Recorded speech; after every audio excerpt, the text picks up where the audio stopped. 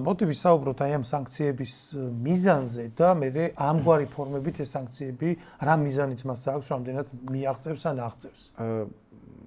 მოდი ორი სიტყვით ალბათ ფორმალურ გარეგნულ შინაარსად შევეხოთ, იმიტომ რომ თვითონ ბრალდების პრეტენზია არის ძალიან საინტერესო. რა კუთხით, იცი, ხა ჩვენ ვერავინ ვერ დაგვაბრალებს იმას, რომ იმედის და პოზიტივის აპოლოგოტები ვართ, ან დამცველები, სადაც პირდაპირ დაბლოკილები ვართ, ჯერ ერთი და მეორე უამრავი დეზინფორმაცია გავრცელებია ამ ორივე არხს ჩვენს წინააღმდეგ პერსონალურად ჩემს მიმართ და ჩვენი ორგანიზაციის მიმართაც. თუმცა ეს რაღაც ჩვენ სუბიექტური რაღაც პოლიტიკური შეხედულებები და გემოვნება რო გვერდზე გადავდოთ, აი სულთა ობიექტურად, აი რას ნიშნავს რუსული დეზინფორმაციის გავრცელება. ანუ ეს რა ფორმულირება ეს რას ნიშნავს? ანუ საერთოდ ან არსებობს სიტყვისა და გამოხატვის თავისუფლება, ან არ არსებობს. ანუ ნებისმიერი აზრი არის სუბიექტური კაცო. ანუ ბრიტანეთშიც სუბიექტურ აზრ თავის დეზინფორმაციას თუ პროპაგანდას ავრცელებს მათივე ტელევიზიები, მათ შორის BBC. BBC არის ჩათვალე Mi6-ის ერთ-ერთი გაყოფილება, რომელიც თავიდან ბოლომდე იმისთვის შეიქმნა, რომ დეზინფორმაცია და პროპაგანდა გაავრცელოს. გარკვეულ პოლიტიკურ კონტექსტს პოლიტიკურ კონტექსტს არ არსებობს თავისუფალი მედია. თავისუფალი მედია არ არსებობს, კაცო. ყველა მედიას აქვს თავისი დღის წესრიგი. ვინც აფინანსებს ან რა ძალებთანაც არის აფილირებული, იმ ნარატივს გადმოსცემს. ამიტომ ეგ რატომ არის მნიშვნელოვანი? დიდი ბრიტანეთი და დასავლეთი პოზიციონირებს როგორც სიტყვისა და გამოხატვის თავისუფლების დამცველი. და აქ გარკვეულ ფარისევლობასთან და ორმაგ სტანდარტებთან გვაქვს საქმე. მე მგონია, რომ ყველაზე რეალური ვერსია არის შემდეგი. იმისთვის, რომ თლად არ მოხდეს პროდასავლურ ფლანგში დემორალიზაცია, იმედგაცრუება, რაც ავტომატურად გამოიწვევს უკვე მასობრივად მათ თანამშრომლობას სისტემასთან და მე დარწმუნებული ვარ, უამრავი უკვე თანამშრომლობს, უამრავი ეს პროდასალური ფლანგის ლიდერი, სპიკერი, მედიები მათ შორის, მე დარწმუნებული ვარ, რომ ის ბიზინა ივანიშვილი აფინანსებს სხვადასხვა ფორმით და არ არის აუცილებელი, რომ ეს დაფინანსება გამოიხატებოდეს პირდაპირ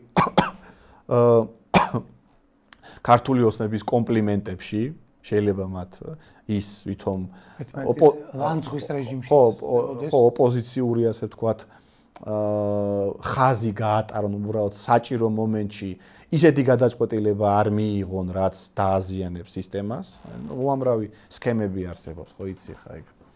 ისტორიული მაგალითებით შეგვიძლია მოვიყვანოთ, თუმცა ეგ შორს აგვიყვანს, როგორ ხდება ამ ყველაფრის კონტროლი და რეგულაცია სპეცსამსახურების მიერ. ამიტომ მე მგონია, რომ ერთგვარი სიმბოლური მხარდასაჭერი აქცია ჩაატარა აი ამ სანქციით დიდმა ბრიტანეთმა, აქაურ პროდასავლელებს გარკვეული მესიჯი გაუგზავნა, რომ ნუ გეშინიათ, დასავლეთი თქვენს გვერდით არის, მაგრამ რეალურად ეს აი პრაქტიკაში რაში აისახება, აი რომ გადავიდეთ, შედეგი რა იქნება ამ ყველაფრის უკვე მაგაზეც შეგვიძლია ვისაუბროთ. ჩემი აზრით ეს იქნება ცოტა მოკლევადიანი გარკვეული ეიფორია. იმიტომ რომ გარკვეულწილად შეიძლება მივიჩნიოთ, რომ რადგან ქართული ოცნება აი ესე ტრანსფორმირდა მორჩილი ძალიდან ცოტა უხეშად მაკრიტიკებელ ძალად დასავლეთის მიმართ, დასავლეთში ვიღაცებს უკვე ქონდათ ვალდებულება რაღაცა გაეკეთებინათ და თავიანთი რეპუტაციის გამოსწორების მიზნით შესაძლოა გადადგეს ეს ნაბიჯი, რომელიც რეალობაში არაფერს მოიტანა. მათ შორის კი, ეგეც უყურე ხა შენ კაი მაგალითი მოიყვანე, საქართველოსა და დიდ ბრიტანეთს, აი დასავლეთ შორის იყო აწყობილი ისეთი სუზერენ ვასალური ურთიერთობა, სადაც აი ტვიტის დაწერის ფონზე საქართველოში ხდებოდა სამთავრობო ცვლილებები. აი ადამ კინზინგერი გახსოვს? კი. აი no name. აი ხო იცი სიტყვა no name რას? არა. თავის როდესაც კონგრესმენიც იყო, მაშინაც no name იყო. ადამ კიზინგერის დონეზე, აი რაღაცა Twitter-ზე რო დაწერდა, საქართველოში ცვლილებები ხდებოდა.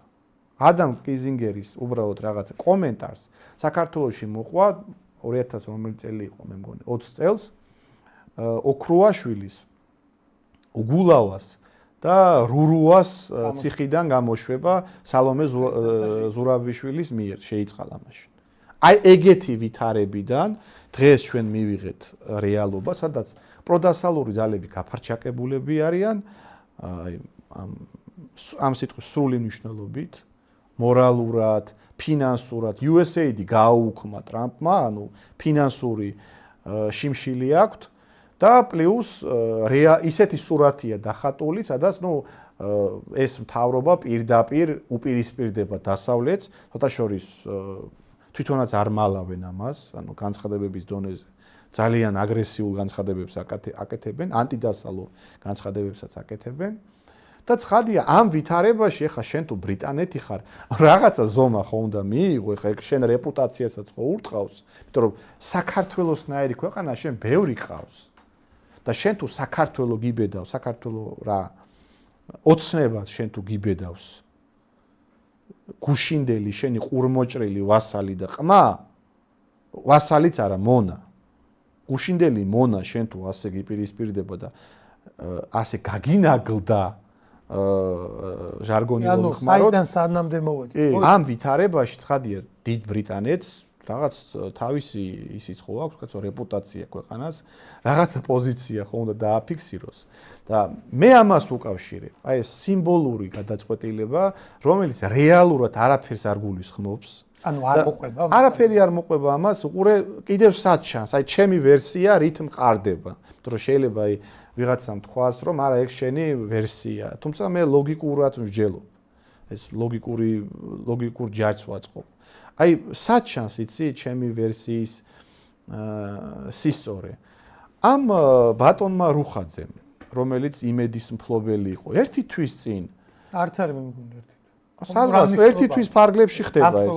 ო, აი რაღაც უცნაურად ასხვისებს ამ იმედს, სიმბოლურ ფასად და თვითონ გაეცალა იმედს. აი როგორ ფიქრობთ? აი ანუ ისეთი მე მგონია რომ იცოდა რაც ხდება. მე მგონია არა თუ იცოდა, თვითონ გააბაზრეს ბრიტანელებმა. ხო რა თქმა უნდა, თუ იცოდა იმას თვითონ რომ ეგ იმათმა თვითონ გააბაზრეს რომ რეალურად არ ვაპირებთ თქვენზე რაღაც ძიმე დარტყმას, უბრალოდ რაღაც სიმბოლური ნაბიჯი გადაიდგმევა, დავასანქცირებთ იმედს. და მაგით აი მოდი აი ეხა მოდი და ვისაც რამე დასაკარგი აქვს, თავს უშველოს და ვისა აქვს დასაკარგი, ეხა უბრალოდ ხელფასიან თანამშრომელს კი არა, იმედის ბიზნესმენს. არა, თუნდაც აი დაუშვათ იმედზე მომუშავე პერსონალი, ჟურნალისტები. ანუ მათ კი არ დაუწესდა კაცო სანქცია, დაუწესდა ორგანიზაციას. და მაგით რა დისკომფორტი შეექმნება იმედს, ერთადერთი თუ ადრე ანგარიშზე ურიცხავდნენ თავის თანამშრომლებს, ეხლა ქეშად მისცემენ ფულს. მორჩა მეტი ხალხო არ დაიჯეროთ, აი ეხლა გავა ერთი დღე, ორი დღე, ერთი კვირა გავა და იმედით შეუულებრივად გააგრძელებს ფუნქციონირებას. მე მეცაც გეტყვი, მე არაფერი არ შეიძლება. რომ თუ ხელისუფლებაში და პროპაგანდის ნიჭი მათ ნამდვილად აქვს და სპეკულაციების პირიქით ხელისუფლებას ეხლა თუ ჭკუა ყოფნის და ჩემი აზრით ყოფნის, ამას გამოიყენებს თავის ასარგებლოდ. კიდევ უფრო გააძლიერებს ხელისუფლებას. პირიქით ამას არ დაავიწყებენ ხალხს. პირიქით რომ ჩვენ დასანქცირებული ვარ, ჩვენ ამას გავუწევით.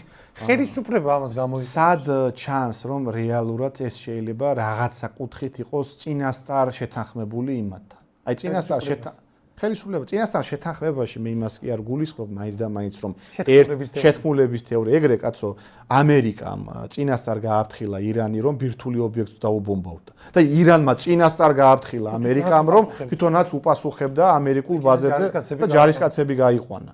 ანუ საერთაშორისო ურთიერთობებში ხშირია, როდესაც სახე უნდა შეინარჩუნოს ორივე მხარემ, მაგრამ არც ისე არ უნდათ ერთმანეთს დაარტყან, რომ მერე მაგას მოყვეს რაღაცა დიდი კონფლიქტი. ხშირად ხდება ასე.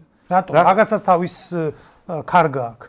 დიდი ზიანის შემთხვევაში მე გაჩერებაც დამაზიანებელია დიდი ზიანის შემთხვევაში მე მთავრობა ხო პასუხისმგებელია თავისი ამორჩევლის წინაშე, მასაც უწევს მე რაღაცა პასუხის გაცემა და უყურე სად ჩანს რომ შეიძლება წინასწარ მოხდა ამათი გაფრთხილება. პირველ რიგში რუხაძის кейსი ანუ რა მოუვიდა, აი საიდან აღმოაჩინა ეს ყველა, ანუ წინასწარ გაიგო ხო რუხაძემ რომ ეს დასანქცირება იგეგმებოდა, საიდან გაიგო ბრიტანელებს რომ დომებოდათ, ამას ვერ შეინახავდნენ ამ საიდუმლოს, ისე ვერ იმოქმედებდნენ რომ ვერ გაეგო რუხაძეს.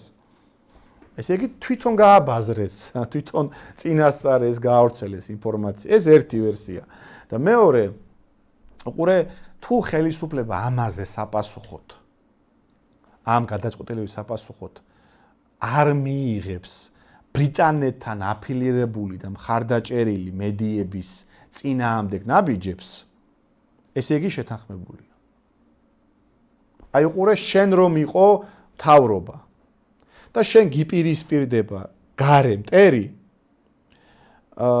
რა ჭრილში გიპირისპირდება, იცი? შენს პროპაგანდას ასუსტებს. მაგრამ მას ყავს თავისი პროპაგანდა შენს ქვეყანაში. ასეთი დარტყმის შემთხვევაში შენი ბუნებრივი საპასუხო ნაბიჯი რა იქნება? ნუ რა თქმა უნდა მის პროპაგანდას დაერევი, კაცო, აბა რას იზავ. თუ შენ ვიღაც გარე მტერი გიპირისპირდება ინფორმით, რომ ადგილობრივ პროპაგანდას გისუსტებს, მაგრამ პარალელურად მასაც ყავს შენს ქვეყანაში თავისი პროპაგანდა, შენი ბუნებრივი რეაქცია რომ დაერიო იმის პროპაგანდას. პოსტივის, კი არა, TV პირველს ფორმულას და შემდეგ, მაგრამ მე მგონი ჯერჯერობით არაფერი ეგეთი არ იგეგმება. რაც მე მიმყარებს იმეჯს, რომ ეს არის ძალიან სიმბოლური ნაბიჯი და არავინ არ წარმოიდგინოს, რომ რაღაც იმედი დაიხურება, არაფერი არ მოხდება, კაც ჩვეულებრივად ქეშად მისცემენ იმას ხელფას. მე რაღაც ვერ შევატყვე დღეს იმის კომენტარი მოვისმინე პრემიერ-მინისტრის ყობახიძის და რაღაც ვერ შევატყვე, რომ ის რაღაცა ან დაბნეული იყო, ან მოულოდნელობა იყო მისთვის. მე ვერ შევატყვე, შეიძლება კარგად თამაშობს. საზოგადოებამ უნდა იცოდეს, რომ დაბნეული ვერ იქნებოდა, იმიტომ რომ არაფერი დასაბნევი არ არის. სინამდვილეში ეს ვერანაირ დისკომფორტს ხელისუფლებას ვერ შეუქმნის, ეს არის ნაბიჯისთვის, უბრალოდ იმისთვის, რომ რადგან ხელისუფლების მხრიდან ესეთი კრიტიკა ისმის დასავლეთის მისამართით, დასავლეთიც არ იყოს უქმად, რაღაცით უპასუხოს, სახე შეინარჩუნოს და ამიტომ რაღაცა გააკეთეს, რომელიც არანაირ შედეგს არ მოიტანს ეს მათთვის. ჩემი ვერსია.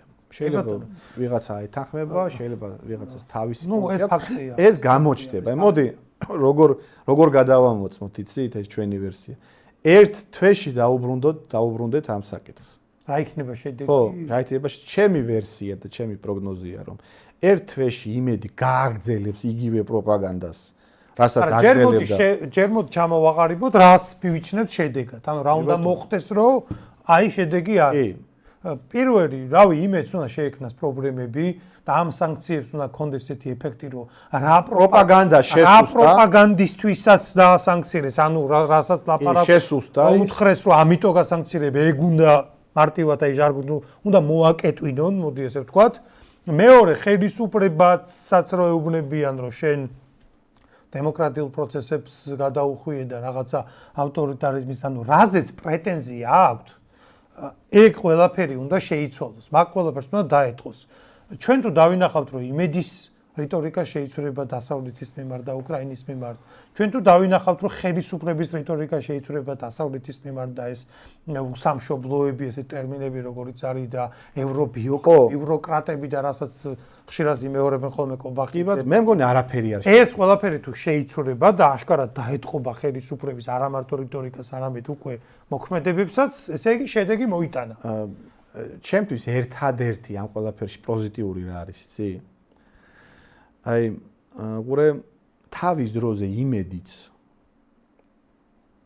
და ნუ ეს პროდასალური ფლანგიც ჩვენ რაღაცებს გვაბრალებდა. აი მაგალითად, როდესაც 2024 წელს არჩევნების წინ ჩვენ გაგვიუქმეს უკანონოდ საერთოდ კონსტიტუციის უხეში დარღვევით პარტია იმისთვის რომ ჩვენ საკუთარი პარტიით არ მიგვეღო საპარლამენტო არჩევნებში მონაწილეობა და ხმები არ აგვეღო არადა სერიოზული შანსი ჰქონდა რომ ბარიერი გადაგველახა და საერთოდ სხვა ვითარება იქნებოდა მაშინ ამ ქვეყანაში ჩვენ რომ პარლამენტში შევსულიყავით 2024 წელს არაფერი არ მოყვებოდა არც ის კრიზისი არ იქნებოდა შეიძლება ხელისუფლებას უმრავლესობა ვერ აეღო მაგრამ კრიზისი არ მოხდებოდა ქვეყანაში მე რა კრიზისი მოყვა 2025 და ასე შემდეგ მაშინ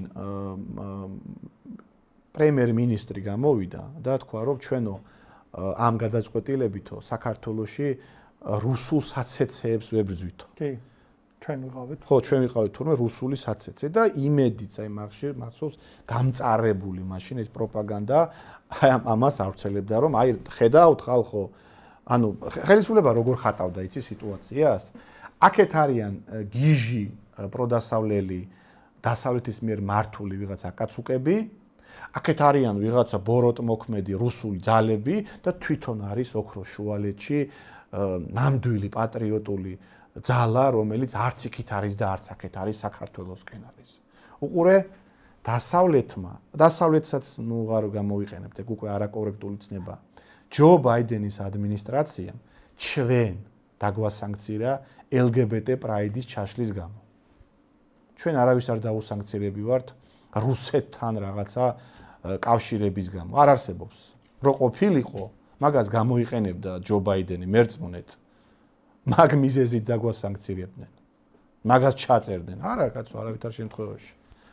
ჩვენ ვართ დასანქცირებული და მაგნისკის სიაში ჯო ბაიდენის ადმინისტრაციის მიერ ეგეც მნიშვნელოვანია. ეგ დღევანდელი ამერიკა, სულ სხვა ამერიკა. დღევანდელი ამერიკა იგივეს აკეთებს. რის გამოც ჩვენ დაგვასანქცირებთ მაშინდელმა ამერიკამ.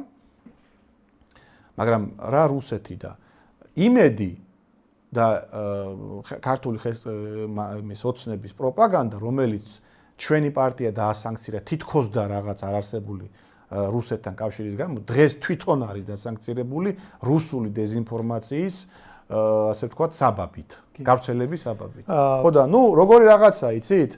ჩემი აზრით ხო არსებობს ეგეთი გამოთქმა, რომ სამართალი ურმით დადისო რა. რაღაცა თვალსაზრისით აქ გარკვეული სამართლიანობის ნიშნებით სამ ყველაფერში ჩანს. ჩვენი გადმოსახედიდან ყოველ შემთხვევაში.